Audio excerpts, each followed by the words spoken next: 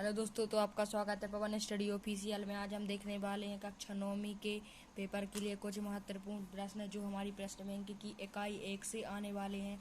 चलिए तो हम इसका कुछ बोध परीक्षा में अभिभार देख लेते हैं। इकाई एवं विषय वस्तु हमारे इसमें आने वाले हैं। 1 अंक के 7 प्रश्न, 2 अंक के 3 प्रश्न और 3 अंक का नहीं आएगा। 4 अंक का हमारे 1 प्रश्न आएगा और इसमें कुल प्रश्न रहेंगे हमारे 4।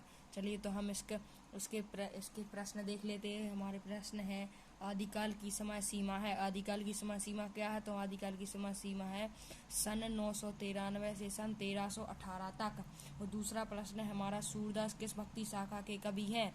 सूरदास किस भक्ति शाखा के कवि हैं? तो हमारा इसका सही आंसर हो जाएगा कृष्ण भक्ति शाखा के।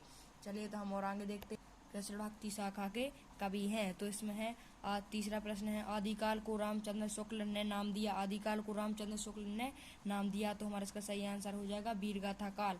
वीरगाथा। फिर चौथा प्रश्न है वीरगाथा काल का श्रेष्ठ महाकाव्य है। तो हमारा इसका सही आंसर हो जाएगा पृथ्वीराज रासो। प्रश्न इसका हमारा 5वें नंबर का प्रश्न है प्रेम मार्गी शाखा के प्रतिनिधि कवि हैं। प्रेम मार्गी शाखा के प्रतिनिधि कवि हैं। तो हमारा इसका सही आंसर हो जाएगा कबीर। फिर 6वां प्रश्न है हमारा कृष्ण भक्ति शाखा के कवि नहीं है। कृष्ण भक्ति शाखा के कवि नहीं है। तो हमारा इसका दादू आंसर सही हो जाएगा। चलिए तो हम 7वां देखते हैं। 7वां प्रश्न है हमारा कबीरदास की भाषा है। कबीरदास की भाषा है। तो हमारा इसका सही आंसर हो जाएगा शुद्ध ब्रज भाषा। शुद्ध ब्रज भाषा।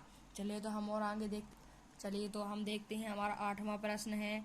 8वां है हिंदी साहित्य का सर्वाधिक लोकप्रिय महाकाव्य। हिंदी साहित्य का सर्वाधिक लोकप्रिय महाकाव्य। तो इसका हमारा सही आंसर हो जाएगा रामचरितमानस। रामचरितमानस हो जाएगा हमारा इसका सही आंसर। फिर 9वां प्रश्न है मूर्ति पूजा का विरोध किया। मूर्ति पूजा का विरोध किया। तो मूर्ति पूजा का विरोध किसने किया था? कबीर ने। कबीर ने मूर्ति पूजा का विरोध किया था। फिर हमारा 10वां प्रश्न है रैदास कवि हैं। रैदास कवि हैं। तो हमारा सही हो जाएगा इसका आंसर संत काव्य धारा के। संत काव्य धारा के। चलिए तो हम और आगे देखते हैं 11वां प्रश्न। 11वां प्रश्न है हमारा छायावाद के प्रमुख कवि हैं। छायावाद के प्रमुख कवि कौन है? छायावाद के प्रमुख कवि हैं 4 छायावाद के प्रमुख कवि हैं। आप ऐसे भी लिख सकते हैं और ऐसे भी लिख सकते हैं। 4 हमारे छायावाद के प्रमुख कवि हैं। और मैं आपको जो प्रश्न बता रहा हूँ इसमें से आपको 10 से आप भी 10 मतलब 7-8 नंबर के जरूर फंसेंगे, इसलिए आप इसको पूरा देखें।